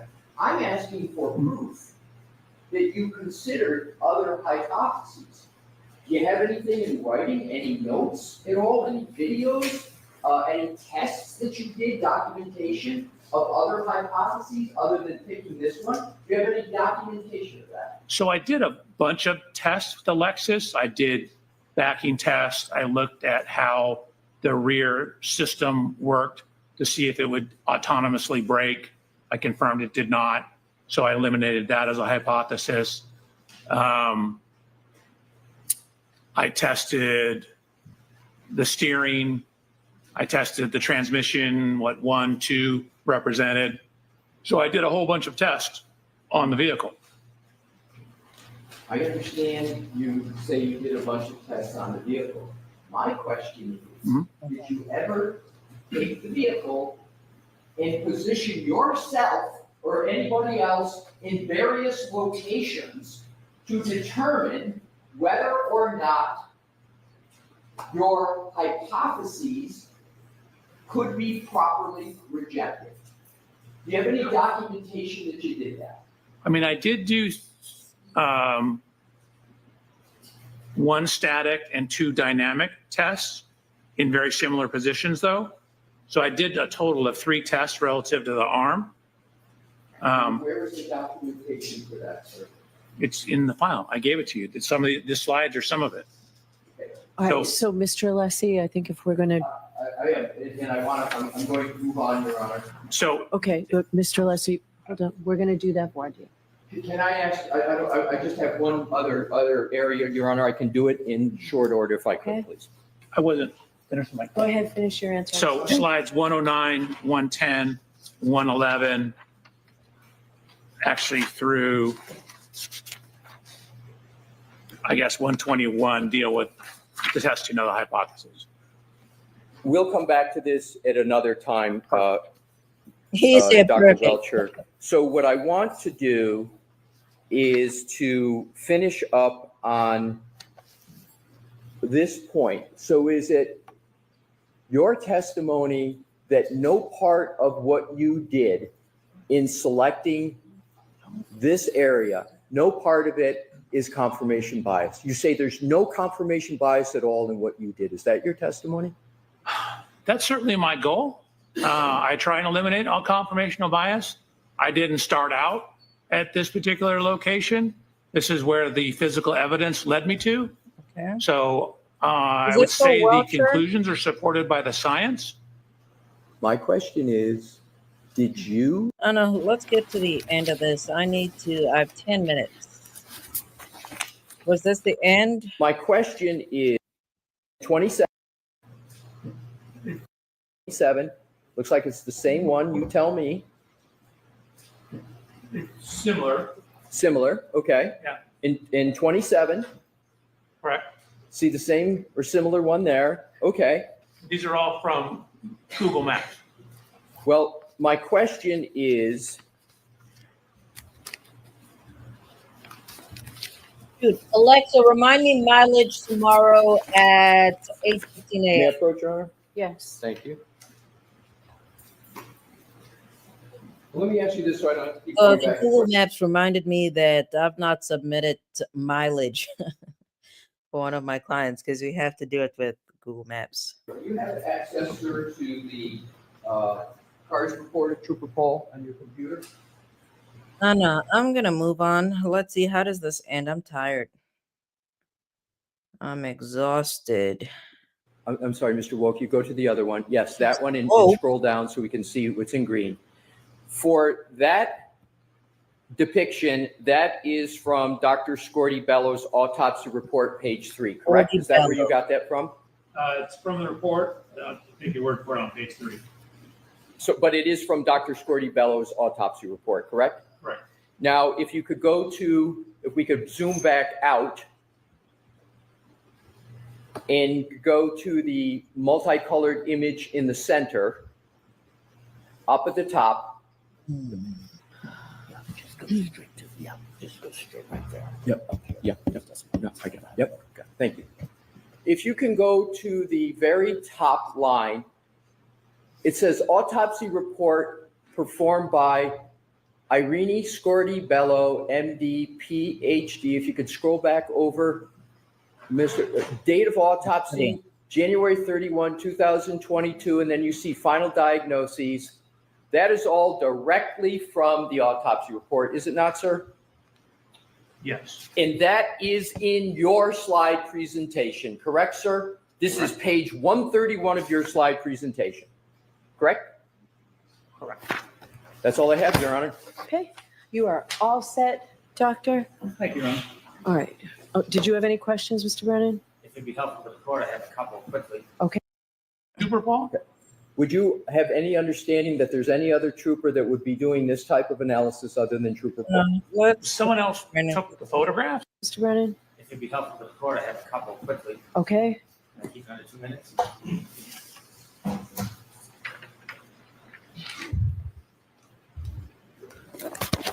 roll 9. Dr. Welcher, you were shown a photograph of the street of Fairview Road. Did you They know look alike. Don't these two people look alike? that didn't come from Trooper Paul? It came from the CERT report, and Trooper Paul then took it from the CERT report and put it in separately in his presentation. Did you know that? I had no idea. I just was given it as a folder. And the photo you were using, it didn't have the markings that Trooper Paul put on his report, did it? It did not. When you used that photo, was it because you were borrowing, relying on, or using any of Trooper Paul's reports for your conclusions or any of your decisions or analysis in this case? I did not use his report at all. It was simply limited to the use of the photo to show a different demonstrative issue. Correct. And then when you saw diagram 1, again, that was different than what was used in Trooper Paul's report. Hold on, Brandon. You're speeding through those I questions. did not use his report at all. It was simply limited to the use of the photo to show a different demonstrative issue.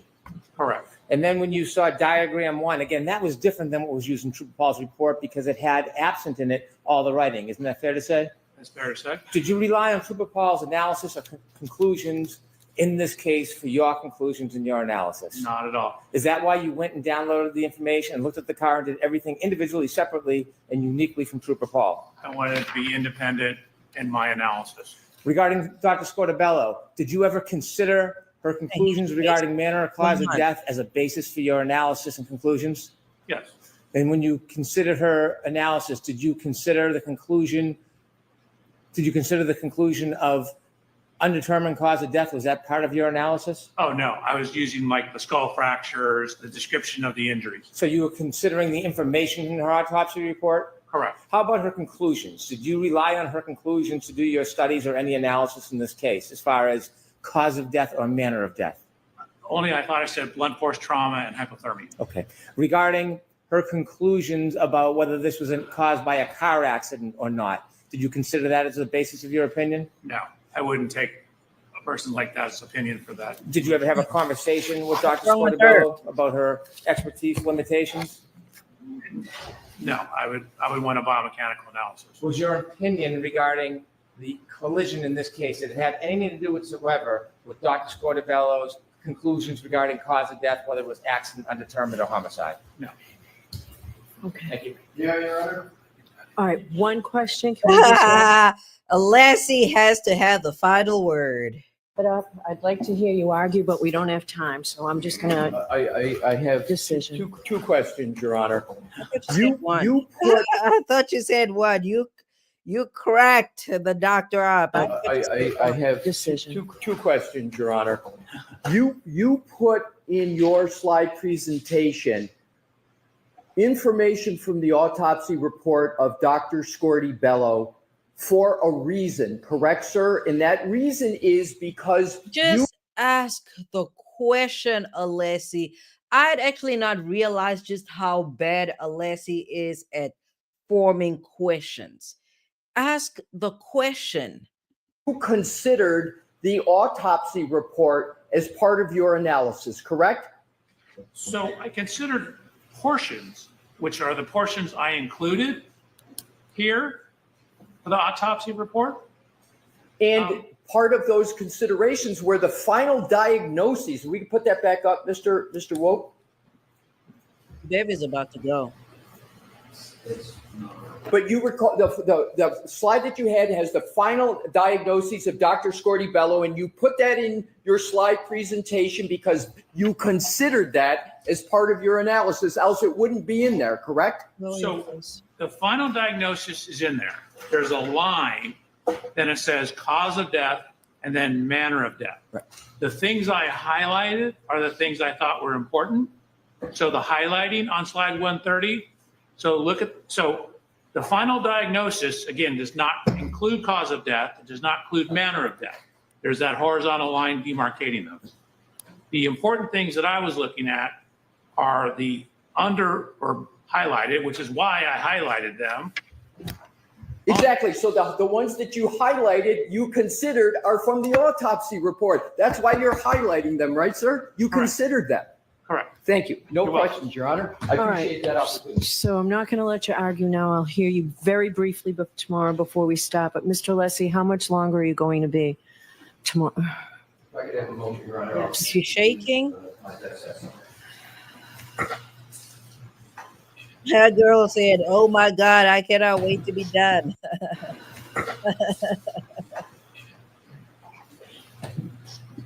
All right.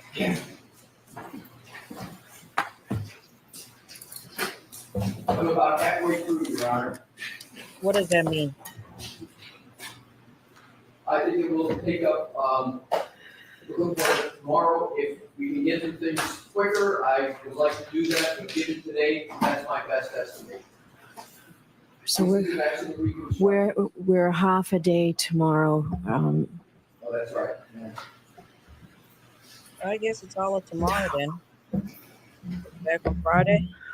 So it may be that we have a 20-minute break tomorrow and we finish up by 1:30 by going straight through.